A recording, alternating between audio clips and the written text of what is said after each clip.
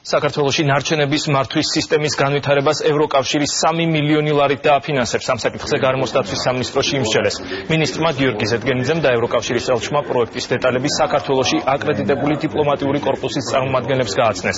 პროექტის მიზანი ეფექტური სისტემის ჩამოყალიბება და ნარჩენების მართვის სექტორში კანონმდებლობის შემუშავებაა.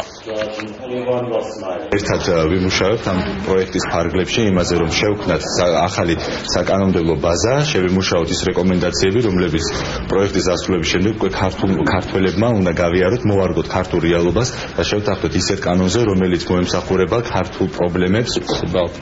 ეს პროექტი საქართველოში ნარჩენების მართვის პრობლემის მოგვარებას ეხება. ეს ძალიან მნიშვნელოვანი საკითხია და ამ თემაზე ევროკავშირის ყველა წევრი მუშაობს.